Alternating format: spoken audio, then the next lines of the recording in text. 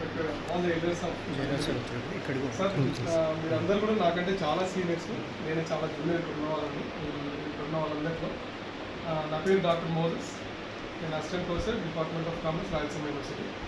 నేను ఇక్కడ 2001-2004 సంవత్సరంలో డిగ్రీ కంప్లీట్ చేశాను. సార్ ఇప్పుడే మాట్లాడుతూ ఒక మాట, ఇక్కడ ఉన్న వాళ్ళందరూ కూడా సెల్ఫ్ లెర్నర్స్, సెల్ఫ్ డిసిప్లైన్.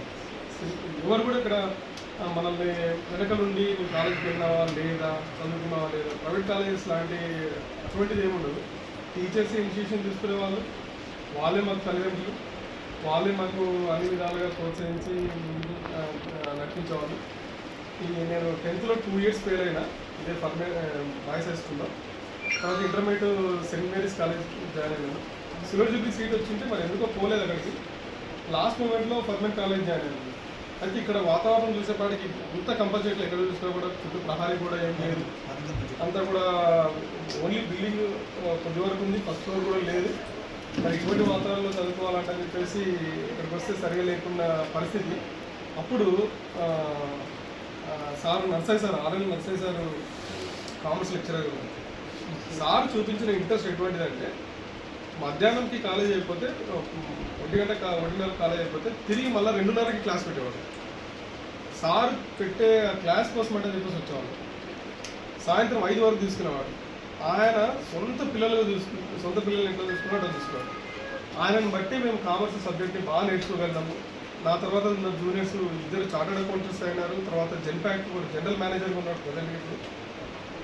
తర్వాత చాలామంది యూనివర్సిటీస్లో పీజీ చేసినారు. నేను కూడా పీజీ ఎంకామ్ 6th ర్యాంక్తో కంప్లీట్ చేశాను. పిహెచ్డి కంప్లీట్ అయింది, నెట్ సెట్ కంప్లీట్ అయింది. హార్వర్డ్ బిజినెస్ స్కూల్ నుంచి బిజినెస్ అనలిటిక్స్ కోర్స్ చేసినాను యూఎస్ నుంచి.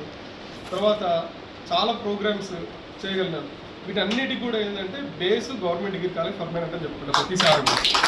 ఎందుకంటే ఇక్కడున్న లెక్చరర్స్, తర్వాత ఇక్కడున్న వాతావరణము ఇండైరెక్ట్గా మోటివేట్ చేసింది. మనం చదువుకుంటే కానీ బాగుపడలేము, మనం చదువుకుంటే కానీ నిలబడలేము, మనం ఈ దేంట్లో కూడా తక్కువ కాదు, పోటీ పడడంలో ఏమాత్రం కూడా తక్కువ తీసుకోము అని చెప్పేసి ప్రోత్సాహపరిచింది ఈ కాలేజీ వాతావరణం. ఎప్పుడు చూసినా కూడా కాలేజీ సంబంధించిన ఏ న్యూస్ వచ్చినా కూడా తప్పనిసరిగా ఫాలో అవుతుంది. అయితే రీసెంట్గా ఒక న్యూస్ వచ్చింది, ఉర్దూ యూనివర్సిటీకి కాలేజ్ ప్రిన్సెస్ బిల్డింగ్స్ ఇస్తున్నారని చెప్పేసి. అదైతే చాలా బాధాకరమైన విషయము.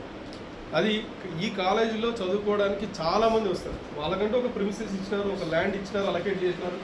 ఆ ల్యాండ్లో వాళ్ళు ఆక్యుపై చేసుకోవడం మంచిది. మేము అల్యూమిని అసోసియేషన్ తరఫున మేము అనుకుంటున్నది ఏంటంటే, చాలామంది పేద విద్యార్థులు కావాలా, వాళ్ళు చదువుకున్నారా. ఈ కాలేజీ బిల్డింగ్స్ ఈ కాలేజీకి సంబంధించినవి మాత్రమే. గవర్నమెంట్ ఒకవేళ ఇంట్రెస్ట్ ఉంటే ఇంకో చోట చూసుకోవచ్చు, ఇంకో చోట ఏదైనా వాళ్ళకి అలొకేట్ చేస్తే అది సంతోషం అని చెప్పేసి మేము కోరుకుంటున్నాం.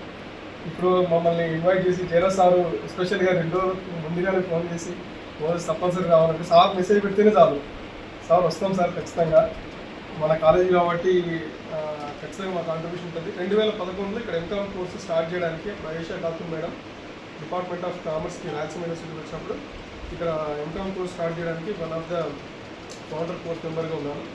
డివైస్ మెంబర్ కూడా ఉన్నాను. యూజీకి, పీజీకి, సిలబస్కి ఉన్నాను, పర్మనెంట్ ఉన్నాను, ఈవెన్ ఉస్మానియాకి ఉన్నాను. ఇవన్నీ కూడా బేస్ ఏంటంటే పర్మనెంట్ కాలేజీ అంటే చెప్పేసి నేను వివరంగా నమ్ముతాను.